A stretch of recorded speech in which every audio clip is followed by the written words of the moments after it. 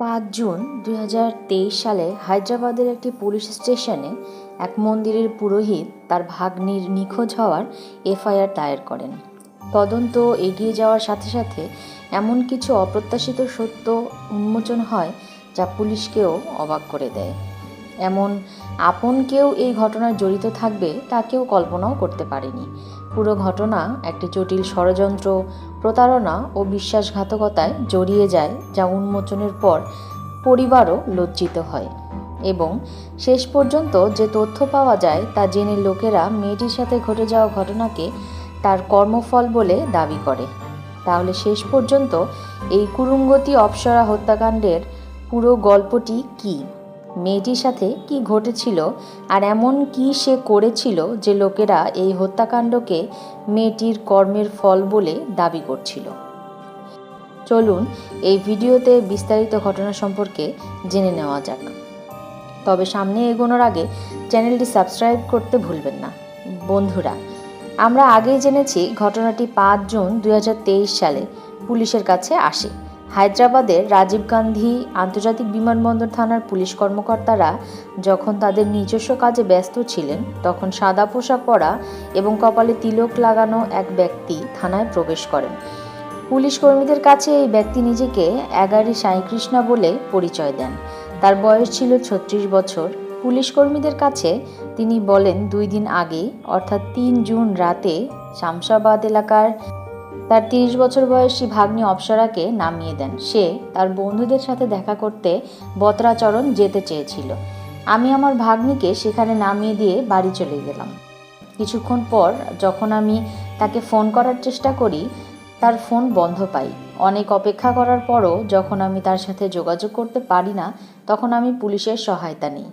এগারি সাই পুলিশকে জানান তিনি হায়দ্রাবাদের স্বরূপনগর এলাকার একটি মন্দিরের পুরোহিত। পুলিশ অপ্সরার মাকে জিজ্ঞাসা করে শেষবার অপ্সরা তার সাথে বাইরে গিয়েছিল কিনা। অপ্সরার মা তাতে সম্মতি জানান। এগারি সাই বলেছিলেন যে 3 জুন রাতে তিনি অপ্সরাকে শামশাবাদের একটি স্থানে নামিয়ে দিয়েছিলেন, যেখান থেকে অপ্সরা বত্রাচরণ গিয়েছিল। সেখানে তার বন্ধুরা অপেক্ষা করছিল। তাই পুলিশ তার বর্ণিত ড্রপ লোকেশন চিহ্নিত করেন এবং এর মধ্যে পাওয়া প্রতিটি সিসিটিভি ফুটেজ খতিয়ে দেখার সিদ্ধান্ত নেওয়া হয়। এগারির বলা পিকআপ এবং ড্রপ লোকেশনের দূরত্ব ছিল 21 কিলোমিটার। তদন্তে পুলিশ জানায় এই 21 কিলোমিটার মধ্যে শতাধিক সিসিটিভি লাগানো আছে। মেয়েটির সন্ধান করলে দেখা যায় অপ্সরা তার মামা সাইকৃষ্ণের সাথেই যাচ্ছে এবং এভাবেই এগারির বক্তব্যটি সত্য বলে প্রমাণিত হয় যে শেষবার অপ্সরা তার সাথেই বাইরে গিয়েছিল। এখন পুলিশ কর্মকর্তারা এগারির দ্বারা বর্ণিত ড্রপ লোকেশনের আশেপাশে সিসিটিভি খতিয়ে দেখার সিদ্ধান্ত নেয়। এই মামলায় আবারও এগারির সাথে জিজ্ঞাসাবাদ শুরু হলে সে ঘাবড়ে যায় এবং নতুন একটি লোকেশনের কথা বলে। এর মানে হলো এগারি তার বক্তব্য পরিবর্তন করছিল। যখন এগারি তার বক্তব্য পরিবর্তন করতে শুরু করে, পুলিশে তার উপর সন্দেহ হতে শুরু করে এবং তখন এগারিকেই আরও কঠিনভাবে জিজ্ঞাসাবাদ করার সিদ্ধান্ত নেওয়া হয়। যেমন যেমন পুলিশ কর্মকর্তাদের জিজ্ঞাসাবাদ এগিয়ে যায়, এগারি তাদের নতুন নতুন গল্প শোনাতে শুরু করে এবং ক্রমাগত তার বক্তব্য পরিবর্তন করতে থাকে। কিন্তু এটি দীর্ঘক্ষণ স্থায়ী হয় না, কারণ পুলিশ কর্মকর্তারা যখনই তাদের নিজস্ব পদ্ধতি অবলম্বন করে, এগারির সাথে সাথে সব সত্যি বলতে শুরু করে। পুলিশের সামনে যখন এগারি সত্যি ঘটনা বলে, তখন সবাই অবাক হয়ে যায়। এগারি পুলিশকে বলে সে অপ্সরাকে কোথাও জীবিত ফেলে রাখে, বরং সে তাকে হত্যা করেছে। পুলিশের কাছে এগারির বক্তব্য দেয় যে 3 জুন রাতে ঘুরতে যাওয়ার কথা বলে ভাগ্নি অপ্সরাকে তার গাড়িতে বসায়। তারপর সে তাকে শামশাবাদের একটি অত্যন্ত নির্জন এলাকার পাহাড়ের উপর নিয়ে যায়। এখানে তাদের দুজনের মধ্যে বেশ ঝগড়া হয় এবং এগারি সেখানেই একটি বড় পাথর তুলে তার ভাগ্নির মাথায় আঘাত করে।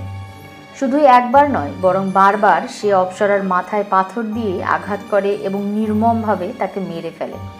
তার ভাগ্নির প্রাণ কেড়ে নেওয়ার পর এগারি কিভাবে মৃতদেহ সরাবে তা ভাবতে থাকে।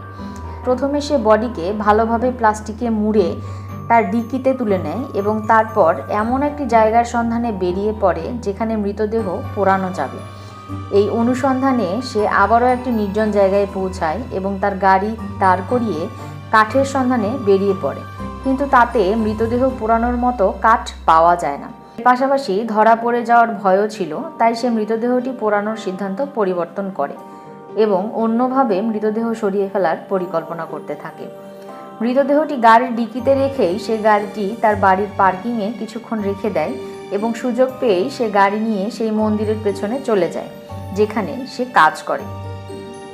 এই মন্দিরের পেছনেই ছিল মঙ্গল ব্রিগেডিয়ার অফিসারের একটি দপ্তর। এই দপ্তরের পাশেই ছিল একটি বড় ম্যানহোল।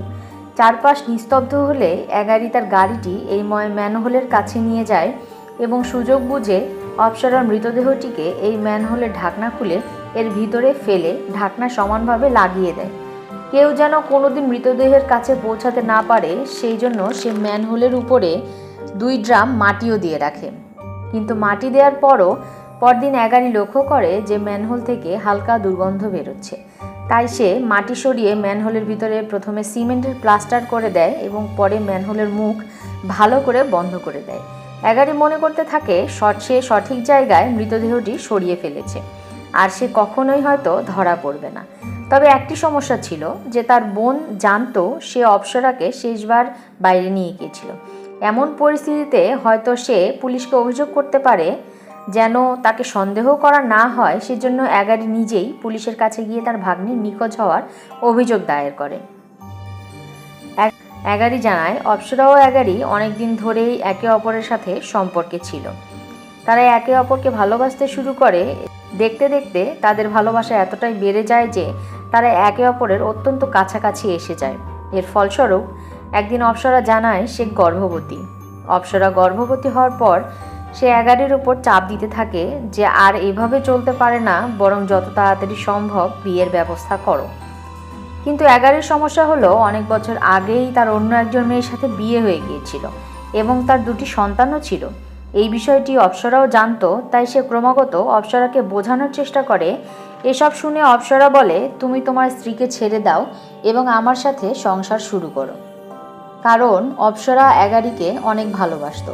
কিন্তু অপ্সরা অনেক অনুরোধ সত্ত্বেও এগারি বিয়ের জন্য অস্বীকার করতে থাকে। এগারির অনেক বোঝানোর পরে অপ্সরা তার গর্ভপাত করিয়ে নেয়। গর্ভপাতের পরও সে ক্রমাগত এগারির উপরে বিয়ের জন্য চাপ তৈরি করে। এর ফলস্বরূপ এগারি ভয়ঙ্কর পরিকল্পনা বানাতে শুরু করে এবং 3 জুন রাতে লং ড্রাইভের কথা বলে অপ্সরাকে নিয়ে বাইরে বেরিয়ে যায়। এগারি তাকে সেই পাহাড়ে নিয়ে যায় এবং বোঝানোর চেষ্টা করে যে তার পক্ষে এই বিয়ে করা সম্ভব নয়। কিন্তু অপ্সরা কিছুই বুঝতে রাজি হচ্ছিল না। এগারির বয়ান অনুযায়ী অপ্সরা যখন কোনো কথা শুনছিল না তখন সে একটি বড় পাথর দিয়ে অপ্সরার মুখে আঘাত করে। অনেক জিজ্ঞাসাবাদের দরুন কয়েকদিন পর পুলিশ ঘটনার এই সত্য উন্মোচন করে। মামা ভাগ্নির অনৈতিক সম্পর্ক ও হত্যার ঘটনা সামনে আসতেই তা কুখ্যাতি অর্জন করতে শুরু করে এবং আশেপাশের রাজ্যের সংবাদপত্রেও এই খবরটি প্রচারিত হয়। এই খবর যখন তামিলনাড়ু পৌঁছায় তখন অপ্সরার সাথে জড়িত আরও একটি আশ্চর্যজনক তথ্য সামনে আসে। এই খবরটি যখন মিডিয়ার মাধ্যমে তামিলনাড়ুতে থাকা গুণলক্ষ্মী নামক মহিলার কাছে পৌঁছায় তখন তিনি মিডিয়ার কাছে একটি চমকে দেওয়ার মতো তথ্য উন্মোচন করেন। তিনি বলেন, এগারি যে মেয়েকে হত্যা করেছে সে তার বৌমা। বৌমার কারণেই তার ছেলে আত্মহত্যা করেছে। এই মামলার তদন্ত করার সময় পুলিশ জানতে পারে কয়েক বছর আগে অপ্সরার বিয়ে কোয়েম্বাটুরের সফটওয়্যার ইঞ্জিনিয়ার কার্তিক রাজার সাথে হয়েছিল। কার্তিক রাজা একটি বড় কোম্পানিতে কাজ করতেন যেখানে তিনি বেতন হিসেবে ভালোই টাকা পেতেন। কার্তিকের মায়ের মতে বিয়ের পর অপ্সরার মা অরুণাও তার মেয়ের সাথে থাকতে চলে যান। 2 মা মেয়ে মিলে তার ছেলে কার্তিকের টাকায় বিলাসিতা করতে শুরু করেন। এরা দুজন দিনের পর দিন 5 স্টার হোটেলে খেতে যেতে শুরু করেন। সবসময় কার্তিকের উপর কেনাকাটার জন্য চাপ দিতে থাকে। এছাড়া অপ্সরা ও তার মা কার্তিকের টাকায় দামি দামি গয়নাও কিনতে শুরু করে।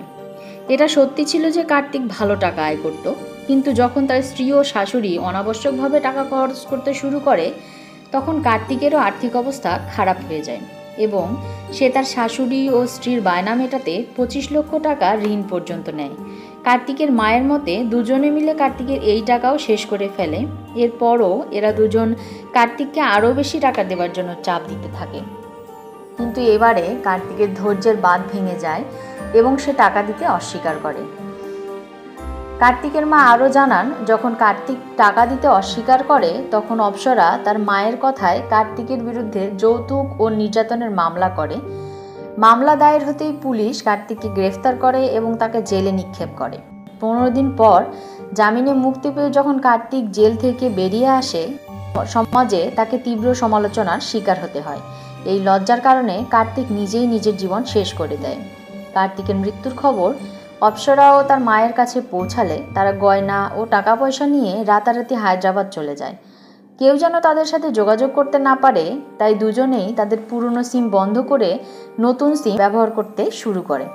এখানে হায়দ্রাবাদে থাকাকালীন অ্যাগারি এবং অপ্সরার ঘনিষ্ঠতা বৃদ্ধি পায় এবং এই ঘনিষ্ঠতাই অপ্সরার মৃত্যুর কারণ হয়ে ওঠে। যখন অপ্সরা ও তার মায়ের মিথ্যে যৌতুক মামলা দায়ের করা এবং এর ফলে এক নিরপরাধ ছেলের মৃত্যুর ঘটনা প্রকাশ পায়, তখন মানুষ অপ্সরার সাথে ঘটে যাওয়া ঘটনাকে কর্মের ফল বলে অভিহিত করতে শুরু করে। মামলার বর্তমান অবস্থার কথা বলতে গেলে বলা যায়, অপ্সরাকে হত্যাকারী অ্যাগারি সাইকৃষ্ণা জেলে বন্দী রয়েছে এবং আদালতে মামলা চলছে। বন্ধুরা, পুরো ঘটনাটি সম্পর্কে আপনার মতামত অবশ্যই কমেন্ট বক্সে জানাতে ভুলবেন না। ধন্যবাদ।